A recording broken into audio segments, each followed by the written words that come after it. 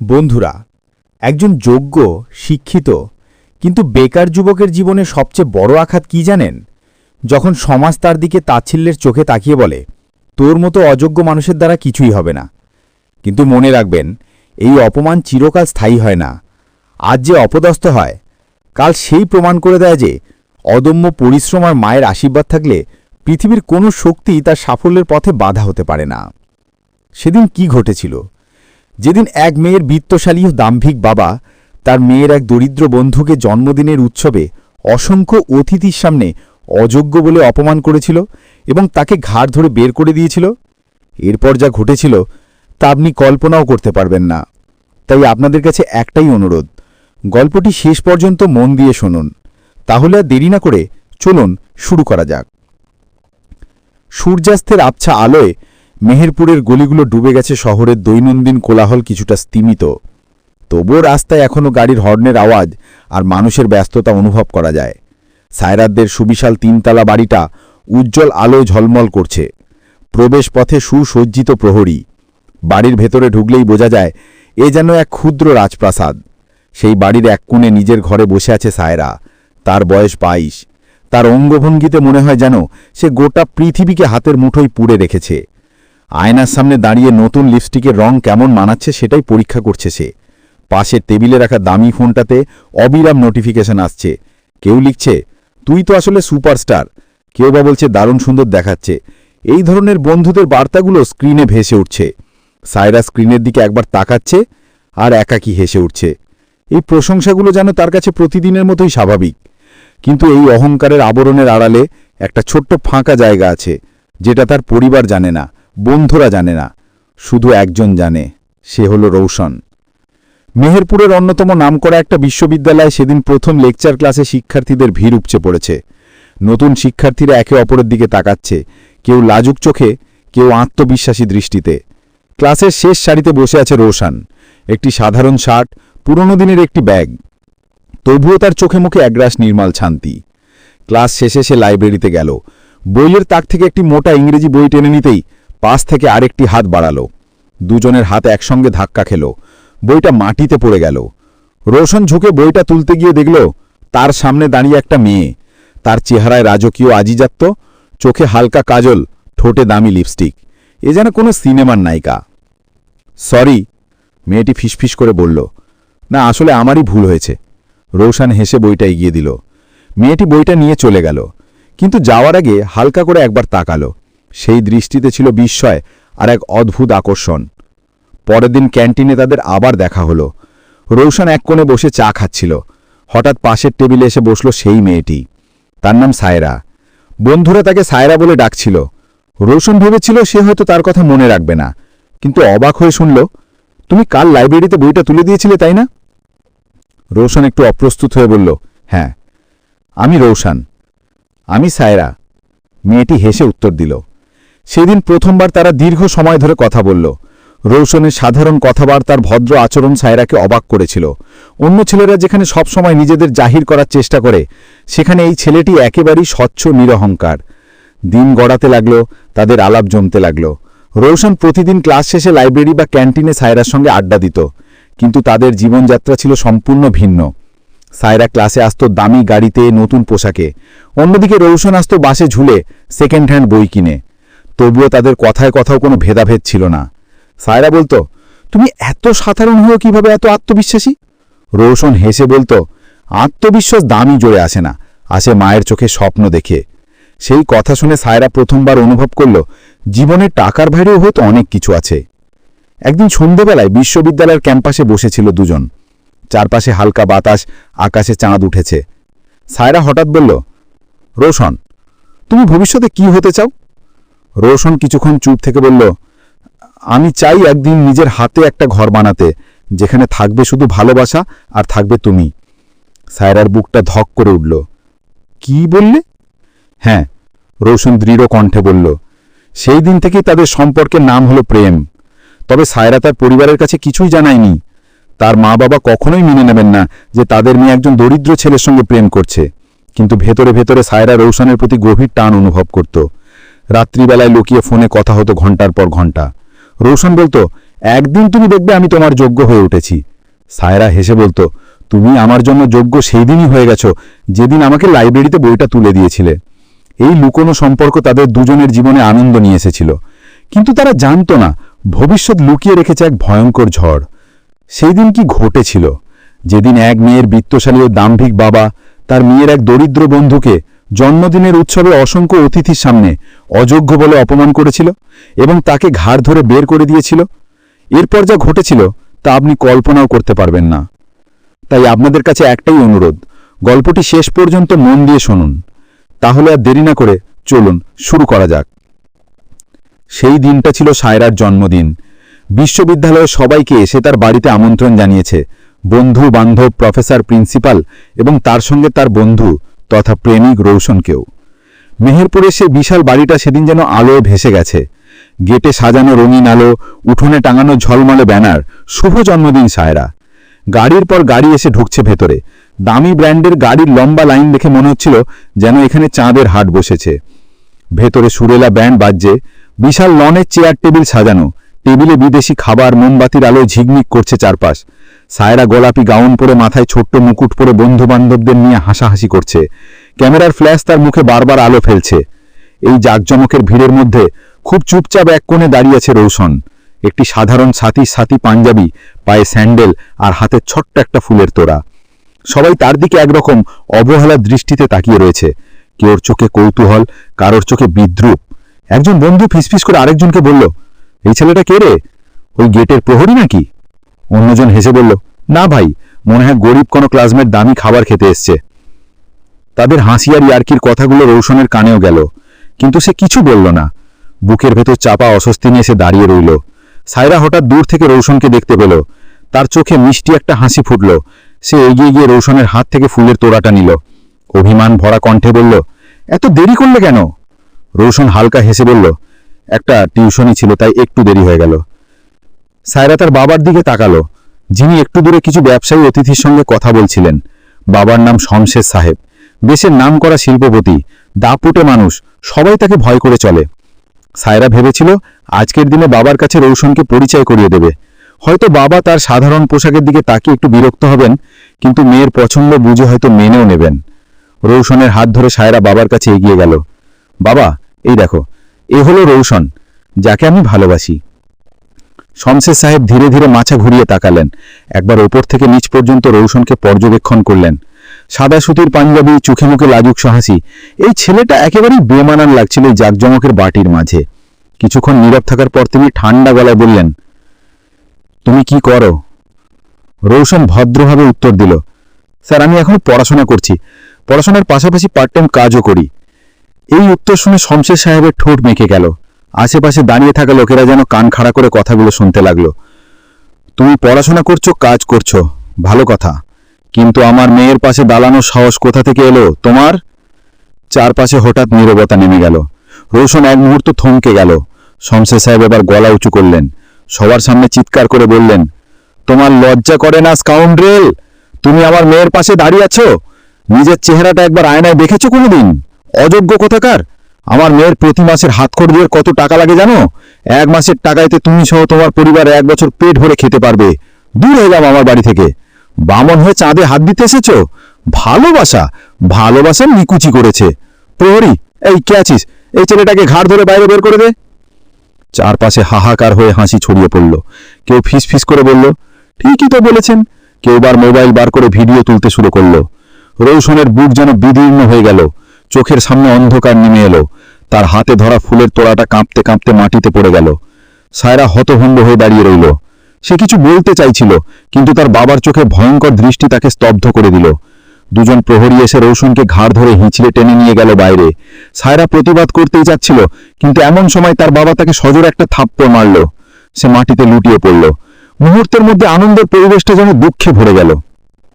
তার বাবা সায়রাকে কড়া গলায় নির্দেশ দিলেন, আজ থেকে যদি কোনোদিন ওই ছেলের সাথে মিশেছ, তাহলে তোমাকে আর বাড়ি থেকে বের হতে দেব না। সেদিন রাতভর সায়রা ঘরে বসে কাঁদল। বাবার সামনে এসে প্রতিবাদ করতে পারল না, অথচ ভিতরে ভেতরে তার বুক চিৎকার করে উঠেছিল।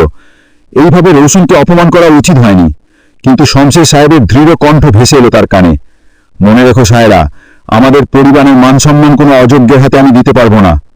সায়রা অশ্রু মুছল, কিন্তু তার মনে গভীর একটা বেদনা জন্ম নিল। বাইরে এসে রৌশন থমকে দাঁড়ালো। চোখে জল জমে গেছে, বুকটা কাঁপছে, কিন্তু সে কাঁদতে পারল না, কারণ কান্না মানে আবারও হার। মনে পড়ল তার মায়ের মুখ।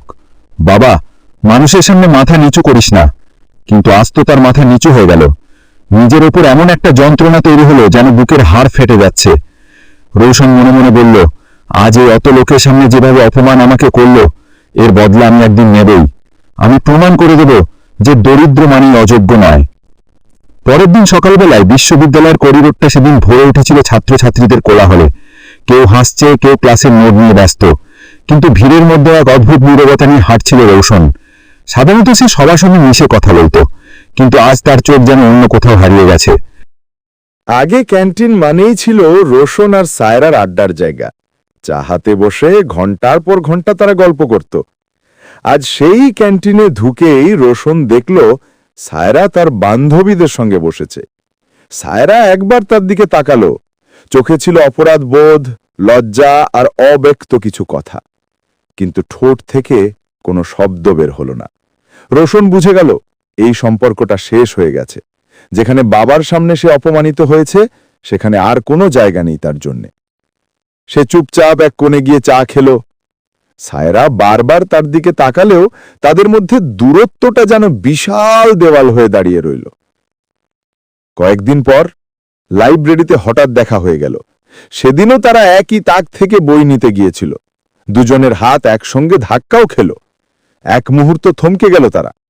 স্মৃতি ভেসে উঠল প্রথম দিনের, সেই দেখা, সেই হাসি, সেই আলাপ। কিন্তু এবার দুজনের চোখে শুধু নীরবতা। রোশন ধীরে ধীরে হাতটা তার সরিয়ে নিল, কিছু না বলে বইটা রেখে চলে গেল। ছায়ার ঠোঁট কাঁপছিল, যেন কিছু বলতে যাচ্ছিল। রোশন, আমি দুঃখিত। কিন্তু শব্দগুলো তার গলায় আটকে গেল। কিছুদিনের মধ্যেই বিশ্ববিদ্যালয়ের অন্য ছাত্রছাত্রীরা বিষয়টি টের পেতে শুরু করল। কারণ আগে যেখানে রোশন আর সায়রা সবসময় একসঙ্গে থাকত, এখন তারা একে অপরকে এড়িয়ে চলে। একদিন করিডোরে কয়েকজন বন্ধু মজা করে বলল, এই যে দেখ, অযোগ্যের প্রেম ভেঙে গেছে, চাঁদে হাত দিতে গিয়েছিল, এখন হাত পড়ে গেছে। এইসব কথা শুনে রোশনের বুকটা ছিঁড়ে যাচ্ছিল, কিন্তু সে কিছু বলতো না, শুধু মাথা নিচু করে হাঁটত, যেন পুরো পৃথিবী থেকে মুখ লুকোতে চাইছে। অন্যদিকে সায়রাও সুখে ছিল না। বাবার চোখের ভয়, সমাজের চাপ আর রোশনের কষ্ট সব মিলে তার মন ভেঙে যাচ্ছিল। সে রাতে বিছানায় শুয়ে কাঁদত, কিন্তু বাবার সামনে প্রতিবাদ করার সাহস পেত না, কারণ সে জানত শমশের সাহেবের সিদ্ধান্তের বাইরে তার কোনো স্বাধীনতা নেই। কয়েক সপ্তাহ পর একদিন রাত্রিবেলায় হোস্টেলের ছাদে দাঁড়িয়ে রোশন আকাশের দিকে তাকালো। চাঁদ ঝলমল করছে। হঠাৎ মনে হলো শমশেরের সেই কথাই যেন আকাশ থেকে ভেসে আসছে, বামন হয়ে চাঁদে হাত বাড়াতে এসেছিস, অযোগ্য কোথাকার। রোশনের চোখ লাল হয়ে উঠল। মুঠি শক্ত করে সে ফিসফিস করে বলল, যে টাকার অহংকারে তুমি এখন অন্ধ হয়ে আছো, সেই টাকার অহংকার তোমার চূর্ণ হয়ে যাবে। বিশ্ববিদ্যালয়ের সেই দিনগুলো আর আগের মতো রইল না। আগে ক্লাস মানেই ছিল প্রাণ চঞ্চল হাসি, সায়রার সঙ্গে আড্ডা, স্বপ্নের আলাপ। কিন্তু এখন যেন সবকিছু বেরঙিন হয়ে গেছে। রোশনের আর ভালো লাগছিল না। তার মায়ের কথা খুব মনে পড়ছিল। কয়েকদিন পর রোশন গ্রামের বাড়ি গেল। কাঁচা রাস্তা, টিনের ছাউনির নিচে ছোট্ট ঘর। মা দরজা খুলে ছেলেকে দেখে আনন্দে ভরে উঠলেন। রোশন, কেমন আছিস? অনেক শুকিয়ে গেছিস। রোশন মায়ের কোলে মাথা রাখল। চোখ ভিজে উঠেছে। মা, আমি অপমানিত হয়েছি। এমন অপমান যা মুছে ফেলা যায় না। মাথায় হাত বুলিয়ে বললেন, বাবা, জীবনে চলার পথে প্রত্যেকটা মানুষকে অনেক অপমান সহ্য করতে হয়, বিশেষ করে আমাদের মতো দরিদ্রদের। কিন্তু একটা কথা মনে রাখিস, অপমানের জবাব কান্না দিয়ে নয়, দিতে হয় সাফল্য দিয়ে। রোশন মায়ের হাতটা শক্ত করে ধরে বলল, আমি তোমার হাত ছুঁয়ে প্রতিজ্ঞা করছি, এই অপমানের জবাব আমি একদিন দেবই। এক সপ্তাহের মধ্যে রোশনের জীবনে একটা গুরুত্বপূর্ণ ঘটনা ঘটল। মেহেরপুরের ব্যস্ত রাস্তা, সন্ধ্যা নামছে, চারিপাশে গাড়ির ভিড়। হঠাৎ করেই বিশ্ববিদ্যালয়ের গেটের সামনে একটা তীব্র ব্রেকের শব্দ। তারপর প্রচণ্ড ধাক্কা। একটা কালো রঙের মার্সিডিজ গাড়ি ফুটপাতের ধারে উল্টে গেছে। গাড়ির সামনের অংশ চূর্ণ বিচূর্ণ হয়ে গেছে। ভেতর থেকে চিৎকার ভেসে আসছে, বাঁচাও বাঁচাও। মানুষ ভিড় করল, কিন্তু কেউ কাছে গেল না, কারণ গাড়ির ভেতরে আগুনের শিখা ধীরে ধীরে বাড়ছে। গাড়ির ফুয়েল ট্যাঙ্ক থেকে তেল চুইয়ে পড়ছে। যে কোনো মুহূর্তে বিরাট বড় বিস্ফোরণ হতে পারে। লোকজন শুধু দূর থেকে তাকিয়ে থাকলো। কেউ বলল, ওরে বাবা, কাছে গেলে জীবন্ত পুড়ে মরতে হবে। আরেকজন বলল, গাড়ির ভেতরে যে আছে ও তো শেষই প্রায় হয়ে গেছে, কেউ বাঁচাতে পারবে না। রোশনও সেই ভিড়ের মাঝে দাঁড়িয়েছিল, কিন্তু তার বুকের ভেতরে একটা ঝড় উঠল। সে দেখল ভেতরে একজন মধ্যবয়স্ক মানুষ অচেতন হয়ে আটকে আছে। সিটবেল্ট জড়ানো, শরীর নড়ছে না। রোশন চিৎকার করে বলল, কেউ আসবেন না, এইভাবে মানুষটা মরে যাবে। কিন্তু সবাই নির্বাক, কেউ এগিয়ে এলো না, কারণ প্রত্যেকটি সাধারণ মানুষের কাছে তার নিজের জীবন অনেক বেশি প্রিয়। কিন্তু রোশন সেই সাধারণ মানুষের দলে ছিল না। তার মনের ভেতরে একটা দ্বন্দ্ব চলছিল, আর এক মুহূর্ত না ভেবে সে ঝাঁপিয়ে পড়ল সেই জ্বলন্ত গাড়ির ওপর। সে নিজের গায়ের জামাটা খুলে হাত দিয়ে মুড়ে জানালার কাঁচ ভাঙল। হাত কেটে গেল, রক্ত ঝরতে লাগলো, তবু সে থামল না। ভেতরে হাত ঢুকিয়ে সিট বেল্টটা কেটে দিল কোনো রকমে। অচেতন মানুষটাকে টেনে বের করলো। গাড়ির ভেতর থেকে আগুনের শিখা বেরিয়ে এসে তার হাত পা পুড়িয়ে দিল। কিন্তু সে দাঁতে দাঁত চেপে মানুষটাকে কাঁধে করে বাইরে বেরিয়ে এলো। মাত্র কয়েক মিনিটের মধ্যে গাড়িটা বিশাল শব্দ করে বিস্ফোরণে উড়ে গেল। চারিপাশের লোকজন স্তম্ভিত হয়ে তাকিয়ে রইল। তারা ভাবল, রোশন হয়তো বিস্ফোরণে মারা গেছে। তারা ছুটে এলো তার কাছে, কিন্তু রোশন ততক্ষণে কিছুটা দূরে ছিটকে পড়ে আছে। তার হাত ফেটে রক্ত বের হচ্ছে, শরীরের কাপড় পুড়ে গেছে, কিন্তু তার কাছে অচেতন মানুষটা বেঁচে আছে। লোকজন দৌড়ে এলো। কেউ বলল, এই ছেলেটা না থাকলে লোকটা মরেই যেত। আবার কেউ বিস্ময়ে বলল, কে এই ছেলে, নিজের জীবন বাজি রেখে মানুষের প্রাণ বাঁচালো।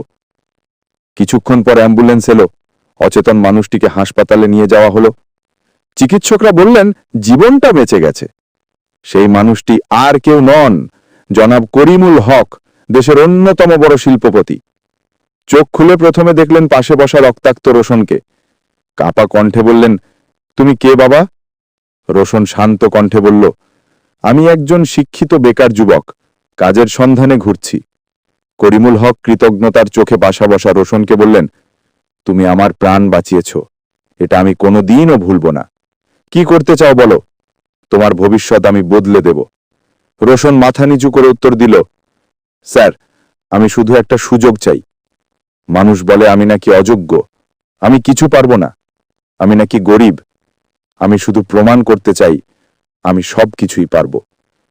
করিমুল হক গভীরভাবে তাকিয়ে থাকলেন তার চোখে। সেই চোখে তিনি দেখলেন দারিদ্র্যের আঁচড়, অপমানের ক্ষত আর আগুনের মতো প্রতিজ্ঞা। তিনি ধীরে ধীরে বললেন, ঠিক আছে, আগামীকাল থেকেই আমার কোম্পানিতে তুমি যোগ দাও। তোমাকে আমার সঙ্গে কাজ শিখতে হবে, আমি নিজে তোমাকে কাজ শেখাবো। পরদিন রোশন প্রথমবার ঢুকল করিম গ্রুপ অফ ইন্ডাস্ট্রিজের সদর দপ্তরে। বহুতল ভবন, চকচকে দেওয়াল, শীতাতাপ নিয়ন্ত্রিত লবি, সব দেখে রোশনের মাথা ঘুরে গেল। এমন জায়গায় তার মতো দরিদ্র ছেলের জায়গা আছে, এটা সে নিজে বিশ্বাস করতে পারল না। অনেকেই তাকে দেখে বিদ্রুপ করল, কেউ কেউ আবার হাসাহাসি করল, কিন্তু রোশন কিছুই বলল না। ডেস্কে বসে ফাইলটা খুলল, চোখ বোলালো সংখ্যার উপর। যে সংখ্যাগুলো অন্যদের কাছে কেবল অঙ্ক, রোশনের কাছে সেগুলো যেন এক একটা ধাঁধা, যা সমাধান করলেই মিলবে ভবিষ্যতের চাবি। দিনের কাজ শেষে যখন সবাই বাড়ি চলে যেত, তখন রোশন একা থাকত অফিসে। গোদামে গিয়ে শ্রমিকদের সঙ্গে কথা বলতো, তাদের সমস্যাগুলো শুনত, খাতায় লিখত। মাঝরাতে অফিসের বাতি নিভে গেলেও রোশনের ডেস্কে কিন্তু আলো জ্বলত।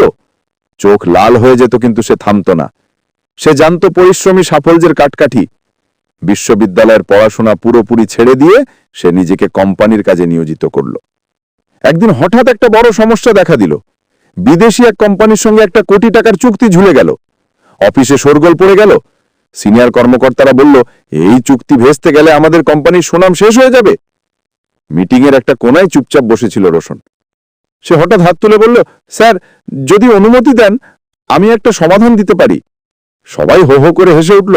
তুমি তুমি এখন এই কোম্পানির সদ্য নতুন জয়েন করেছ, তুমি সমাধান দেবে?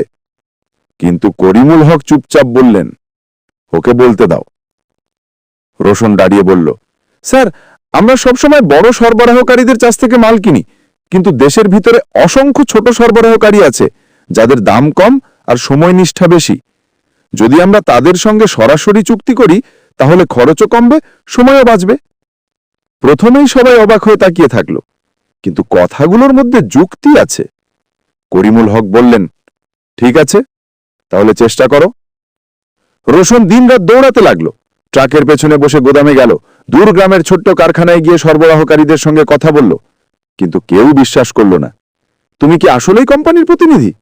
রোশন তাদের চোখে চোখ রেখে বলল, আমি দরিদ্রের ছেলে, তাই আপনাদের কষ্টটা বুঝি। আপনাদের যদি কাজ দিই, আপনারাও আমাকে নিরাশ করবেন না।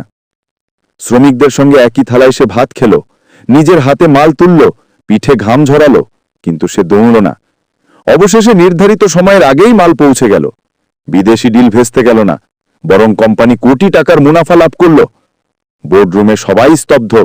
যে ছেলেটা একদিন কোম্পানির মালিকের প্রাণ বাঁচিয়েছিল, সে আবার আজ কোম্পানিকে বাঁচালো। অল্প দিনের মধ্যেই রোশন হয়ে উঠল কোম্পানির উত্তরাধিকারী। যেহেতু করিমুল হক সাহেব ছিলেন একজন নিঃসন্তান মানুষ, তাই তিনি কোম্পানির সমস্ত দায় দায়িত্ব রোশনের হাতে তুলে দিলেন। এইভাবে কঠোর পরিশ্রম আর ভাগ্য তাকে তৈরি করল দেশের এক বিখ্যাত শিল্পপতি হিসেবে। সকাল থেকে রাত অবধি মিটিং, চুক্তি, বিদেশি প্রতিনিধিদের সঙ্গে আলোচনায় ডুবে থাকেন তিনি। সংবাদপত্রে প্রতিদিন তার ছবি ছাপা হয়, টেলিভিশনে তার সাক্ষাৎকার প্রচার হয়। তবুও ভেতরে কোথাও যেন একটা শূন্যতা লেগেই থাকে। রাতের বেলা যখন কোলাহল থেমে যায়, তখন সে ছাদের ওপর দাঁড়িয়ে ভাবতে থাকে, যে অপমান থেকে আমার যাত্রা শুরু, সেই মানুষগুলো এখন কোথায় আছে? শমশের সাহেব ছিলেন মেহেরপুরের ব্যবসায়িক দুনিয়ার রাজা। বড় বড় টেন্ডার তার হাতেই যেত। মন্ত্রীরাও তার সঙ্গে হাত মেলাত। সবার চোখে তিনি ছিলেন ক্ষমতার প্রতীক। কিন্তু এই ক্ষমতা তাকে অন্ধ করে দিয়েছিল। একদিন খবর এলো, শমশের কনস্ট্রাকশন কোম্পানির বিশাল একটা সেতু প্রকল্পে দুর্ঘটনা ঘটেছে। অর্ধেক তৈরি সেতু ভেঙে পড়েছে। বহু মানুষ আহত হয়েছে, কয়েকজন মারাও গেছে। খবর ছড়িয়ে পড়তেই সাংবাদিকরা ছুটে গেল ঘটনাস্থলে। প্রকাশ পেল, নিম্নমানের লোহা ও সিমেন্ট ব্যবহার করা হয়েছিল, অথচ সরকারের কাছে বিল দেখানো হয়েছিল আসল দামের 4 গুণ বেশি। এই কেলেঙ্কারি মুহূর্তে শমশের সাহেবকে ঘিরে ফেলল। টেলিভিশনের স্ক্রিনে বারবার তার নাম ভেসে উঠতে লাগল। দুর্নীতির কারণে সেতু ধস, দায়ী ব্যবসায়ী শমশের। সরকার সব কন্ট্রাক্ট বাতিল করে দিল। ব্যাংক তার সমস্ত সম্পত্তি বাজেয়াপ্ত করল। যারা একসময় তাকে মাথায় তুলে রেখেছিল, তারাই এখন আর ফোন ধরতে চাইল না। রাস্তার মোড়ে মানুষ বলতে লাগল, ওই দেখ, চোর শমশের যাচ্ছে। এই বিদ্রূপের সামনে শমশেরের বুক ভেঙে যাচ্ছিল। বাড়িতে নেমে এলো নীরবতা। দামি গাড়িগুলো একের পর এক ব্যাংক বাজেয়াপ্ত করল। ঘরে দামি আসবাবপত্রগুলো নিলাম হয়ে গেল। সায়রা, যে মেয়েটা কখনো কষ্টের মুখ দেখেনি, তাকেও এখন খালি হাতে রান্নাঘরে গিয়ে দাঁড়াতে হল। এক রাতে সায়রা বাবাকে দেখল। তিনি উঠোনে বসে মাথা ধরে চেপে রয়েছেন, চোখ ভিজে গেছে। বাবা, আমরা কি করব? সায়রা কাপা গলায় বলল। শমশের কোনো উত্তর দিলেন না। কয়েক মাসের মধ্যেই সবকিছু যেন শেষ হয়ে গেল। প্রাসাদের মতো বাড়ি বিক্রি হয়ে গেল। মা অসুস্থ হয়ে পড়লেন। সায়রা দেখল তার বাবাকে ভোরবেলা গোপনে বের হয়ে যেতে। একদিন সে পিছু নিল। রাস্তার মোড়ে গিয়ে স্তম্ভিত হয়ে দাঁড়িয়ে দেখল তার বাবা হাত বাড়িয়ে দাঁড়িয়ে আছেন। মানুষ তাকে ভিক্ষা দিচ্ছে, আর সেই ভিক্ষার টাকায় তিনি ওষুধ কিনছেন। শমশেরের চোখে লজ্জা আর বেদনার আগুন, মুখে শুধু একটাই কথা, মানুষ যতই বড় হোক, আল্লাহর বিচার থেকে কেউ বাঁচতে পারে না। একদিন সন্ধেবেলায় মেহেরপুরের ব্যস্ততম সড়কে আলো আঁধারি পেরিয়ে বাজার থেকে ফিরছিল সায়রা আর তার বাবা। সাধারণ রিকশার ভাড়ায়, যাত্রীদের ভিড়, চারপাশে কোলাহল। হঠাৎই একদিক দিয়ে ধেয়ে এলো একটা বিরাট ভারী ট্রাক। শমশের সরে যেতে পেরেছিলেন, কিন্তু সায়রা পারেনি। এক মুহূর্তের মধ্যে ট্রাকের ধাক্কায় ছিটকে গেল সে। মাটিকে পড়ে তার পা থেকে রক্ত বেরোতে শুরু করল। তার মাথা ফেটে গেল, শাড়ি লাল হয়ে গেল। শমশের ছুটে গিয়ে মেয়েকে কোলে তুলে নিলেন, চিৎকার করে ডাকতে লাগলেন, কে আছো? আমার মেয়েকে বাঁচাও, একটা অ্যাম্বুলেন্স ডাকো তাড়াতাড়ি। চারপাশের মানুষ দৌড়ে এলো। কেউ মোবাইল বার করে কল করল। কিছুক্ষণের মধ্যেই সাইরেন বাজিয়ে একটা অ্যাম্বুলেন্স চলে এলো। অ্যাম্বুলেন্সের ভেতরে সায়রার মুখটা ধীরে ধীরে ফ্যাকাশে হয়ে উঠছে, ঠোঁট শুকিয়ে আসছে। শমশের তার হাত শক্ত করে নিয়ে কাঁদতে কাঁদতে বললেন, মা, চোখ খোলো, আমি আছি, তুই ভয় পাস না। কিন্তু সায়রা নিস্তব্ধ, অচেতন, তার নিঃশ্বাস যেন ধীরে ধীরে ক্ষীণ হয়ে আসছে। অ্যাম্বুলেন্সটা গিয়ে থামল একটা বেসরকারি হাসপাতালের সামনে, যেটা ছিল রোশন গ্রুপ অফ ইন্ডাস্ট্রিজের সবচেয়ে নামকরা বেসরকারি হাসপাতাল। শহরের মধ্যে প্রায় 40টা শাখা থাকলেও এটাই ছিল সবথেকে সেরা। হাসপাতালের রিসেপশনে গিয়ে শমশের কাকুতি মিনতি শুরু করলেন, আমার মেয়েটাকে ভর্তি করে নিন, প্লিজ ওকে বাঁচান। কর্তৃপক্ষ ঠান্ডা কণ্ঠে বলল, আপনার মেয়ের খুব গুরুতর চোট লেগেছে, ওকে এক্ষুনি অপারেশন করতে হবে। আপনি ইমিডিয়েট 5 লক্ষ টাকা আমাদের ব্যাঙ্ক অ্যাকাউন্টে জমা করুন। এই কথা শুনে শমশেরের মাথায় যেন আকাশ ভেঙে পড়ল। 5 লক্ষ টাকা, যার পকেটে এখন 5টা টাকাও নেই, যে ভিক্ষাবৃত্তি করে নিজের দিন চালায়, তার কাছে এখন 5 লক্ষ টাকা স্বপ্নের সমান। কোথায় পাবে সে এত টাকা? তাহলে কি চোখের সামনে নিজের মেয়েটাকে মরে যেতে হবে? শমশেরের বুক ভেঙে গেল, তার চোখ থেকে জল ঝরতে লাগল। সে কর্মীদের পা জড়িয়ে ধরে কাঁদতে কাঁদতে বলল, আমার কাছে বাবু অত পয়সা নেই, কিন্তু দয়া করে আমার মেয়েটাকে বাঁচান, আমি আপনার হাতে পায়ে পড়ছি। ডাক্তার নার্সরা বিব্রত মুখে দাঁড়িয়ে রইল, কেউ সাহায্য করতে পারছিল না, কারণ সবাই নিয়মের ঘেরোটোপে আবদ্ধ। ঠিক সেই মুহূর্তে হাসপাতালের বাইরে একটা চাপা গুঞ্জন শোনা গেল। কর্মচারীদের মুখে শোরগোল পড়ে গেল। মালিক নাকি আজ নিজে আসছেন হাসপাতাল পরিদর্শন করার জন্য। চারিদিকে সবাই হইচই শুরু করে দিয়েছে। একজন হাসপাতালের কর্মচারী শমশেরের কানে ফিসফিস করে বলল, তোমার ভাগ্যটা ভালো, আজ হাসপাতালের মালিক নিজে আসছেন, তিনি খুব দয়ালু ব্যক্তি, তার পা জড়িয়ে ধরে কাঁদলে তিনি তোমাকে সাহায্য করলেও করতে পারেন। শমশেরের চোখে আশার আলো জ্বলে উঠল, হে আল্লাহ, তুমি আমার মেয়েটাকে শুধু বাঁচিয়ে দাও। ঠিক তক্ষুনি হাসপাতালের চত্বরে প্রবেশ করল 10টা কালো রঙের দামি বিলাসবহুল গাড়ি। গাড়ির শব্দে পুরো হাসপাতালটা কেঁপে উঠল। একেবারে সামনের গাড়ি থেকে নামলেন রোশন গ্রুপ অফ ইন্ডাস্ট্রিজের একচ্ছত্র মালিক রওশন আলী খান। শরীরে কালো রঙের স্যুট, পায়ে দামি জুতো এবং চোখে ইটালিয়ান সানগ্লাস। চারপাশে দেহরক্ষীদের কড়া নিরাপত্তা। ডাক্তার নার্সরা তড়িঘড়ি করে সামনে এসে মাথা নিচু করে অভিবাদন জানানো। করিডোরে ফিসফিসানি ছড়িয়ে গেছে, স্যার এসে গেছেন। রওশন গটগট করে হাসপাতালের মধ্যে প্রবেশ করল। শমশের তৈরি ছিলেন, ভেবেছিলেন মালিক ভেতরে প্রবেশ করতেই সে ছুটে গিয়ে তার পা ধরে কেঁদে মেয়ের জীবন ভিক্ষা চাইবেন, কিন্তু রওশনকে দেখে তিনি থমকে দাঁড়ালেন। তার মাথায় যেন আকাশ ভেঙে পড়েছে। এ তো সেই ছেলেটা যাকে একদিন ঘর ভর্তি লোকের সামনে তিনি অযোগ্য বলে অপমান করে ঘাড় ধাক্কা দিয়ে বাইরে বের করে দিয়েছিলেন, আর সে আজ এই হাসপাতালের মালিক। তিনি নিজের চোখকে যেন বিশ্বাস করতে পারছিলেন না। এক মুহূর্ত নীরব থেকে তিনি দৌড়ে গিয়ে রওশনের পা ধরে কান্নায় ভেঙে পড়লেন, দয়া করুন স্যার, দয়া করুন, আমার মেয়েটাকে বাঁচান। এমন আকস্মিক আচরণে রওশন প্রথমে থমকে দাঁড়ালেন, তারপর ভালো করে লক্ষ্য করতেই তিনি চিনতে পারলেন, এ তো সেই শমশের, একদিন যার অপমান তাকে মাটিতে মিশিয়ে দিয়েছিল, যে তাকে অযোগ্য বলে অপমান করেছিল, আজ সেই তার কাছে মেয়ের জীবন ভিক্ষা চাইছে। রওশন ক্ষণিকের জন্য স্তব্ধ হয়ে দাঁড়িয়ে রইলেন, চোখে ভেসে উঠল পুরনো অপমানের দিনগুলো। তার গলা একটু কেঁপে উঠল। শান্ত কণ্ঠে বললেন, শমশের সাহেব, মনে আছে আজ থেকে 5 বছর আগে এরকমই কোনো একটা দিনে আপনি আমাকে অযোগ্য বলে অপমান করে ঘাড় ধাক্কা দিয়ে বাইরে বের করে দিয়েছিলেন? কিন্তু আল্লাহর কি নিখুঁত বিচার দেখুন, আজ আপনাকে সেই দরিদ্র ছেলের কাছে ভিক্ষা চাইতে হচ্ছে। সেদিনের অপমান আজও আমার অন্তরের দগদগে ঘায়ের মতো জ্বালা করে, কিন্তু তবু আমি আপনাকে সাহায্য করব। আপনার মেয়েকে মরতে দেব না, কারণ সেদিনও আমি সায়রাকে ভালোবাসতাম, আর আজও তাকে ভালোবাসি। রওশনের একটা ছোট্ট ইশারায় ছুটে এলো ডাক্তার নার্সরা। সায়রাকে দ্রুত নিয়ে যাওয়া হলো অপারেশন থিয়েটারে। রওশন দৃঢ় কণ্ঠে বললেন, যে কোনো মূল্যে ওকে সুস্থ করে তুলতে হবে। ডাক্তাররা সসম্ভ্রমে মাথা নাড়লেন। স্যার, নিশ্চিন্ত থাকুন। ঘণ্টার পর ঘণ্টা কেটে গেল নিস্তব্ধতায়। অবশেষে দরজা খুলল। ডাক্তার জানালো অপারেশন সফল হয়েছে। ধীরে ধীরে জ্ঞান ফিরল সায়রার। জ্ঞান ফিরতেই প্রথম এসে দেখতে পেল রওশনকে। সায়রার ঠোঁট কেঁপে উঠল, চোখ দুটো এক মুহূর্তে ভিজে গেল অশ্রুতে। তার মনে হলো এই দৃশ্যটা কোনো স্বপ্ন, কিন্তু না, এটা বাস্তব। ভাঙা কণ্ঠে ফিসফিস করে বলল, রওশন, তুমি সত্যি এসেছ? আমি তো ভেবেছিলাম তোমাকে আর কোনোদিন দেখতে পাবো না। রওশন ধীরে ধীরে এগিয়ে এলেন। বিছানার পাশে দাঁড়িয়ে অনেকক্ষণ শুধু তাকিয়ে রইলেন। তার বুকের ভেতর যেন আগ্নেয়গিরি জ্বলছে, তবুও মুখে সেই আগুনের কোনো ছায়া নেই। অবশেষে সে শান্ত কণ্ঠে বললেন, হ্যাঁ, আমি এসেছি, কিন্তু সায়রা, মনে আছে তোমার বাবার কথাগুলো? সেদিন আমার বুক ভেঙে গেছিল। সায়রার চোখ থেকে জল ঝরে পড়ল। সে কাপা হাতে রওশনের হাতটা ধরতে চাইল।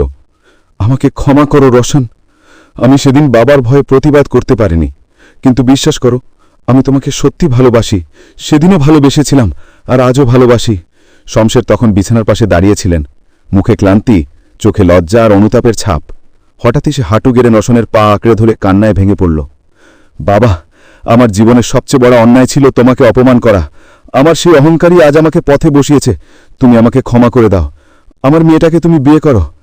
আমি আর কখনো তোমাদের জীবনে আসব না, কিন্তু আমার ভুলের শাস্তি যেন আমার মেয়েকে না পেতে হয়। তার চোখ থেকে জল গড়িয়ে পড়ছিল, যেন প্রতিটা ফোঁটায় ছিল অনুতাপ আর প্রার্থনার ছাপ। রোশন অনেকক্ষণ নীরবে দাঁড়িয়ে রইলেন। তার চোখে যেন ভেসে উঠছিল অতীতের সব ছবি, অপমানের রাত, মায়ের চোখের জল, নিঃসঙ্গতা আর সেই অমলিন প্রেম। ধীরে ধীরে তিনি হাত বাড়িয়ে সায়রার কাঁপা হাতটা নিজের হাতে তুলে নিলেন। কণ্ঠটা কেঁপে উঠল, কিন্তু শব্দগুলো স্পষ্ট। সায়রা, তুমি দোষী নও। তুমি শুধু তোমার বাবার অর্থের অহংকারের শিকার হয়েছিলে। আমি তোমাকে আগেও ভালোবেসেছিলাম, আর আজও ভালোবাসি। আজ থেকে আর কখনো তোমাকে হারাতে দেব না। সায়রার চোখ থেকে জল গড়িয়ে পড়ল। রুমের ভেতর নিস্তব্ধতা নেমে এলো। শমশের মাথা নিচু করে দাঁড়িয়ে রইলেন, নিজের অপরাধের বোথা বুকে বয়ে। সায়রা আর রোশন হাত ধরে রইল, যেন অতীতর সব দুঃখ, অপমান ধুয়ে মুছে গেছে সেই স্পর্শে। জীবন তাদের অনেক ঘুরিয়ে এনেছে, কিন্তু শেষে এনে দিয়েছে এক শিক্ষা: অহংকার মানুষকে দরিদ্র করে তোলে, আর ভালোবাসা মানুষকে পূর্ণ করে।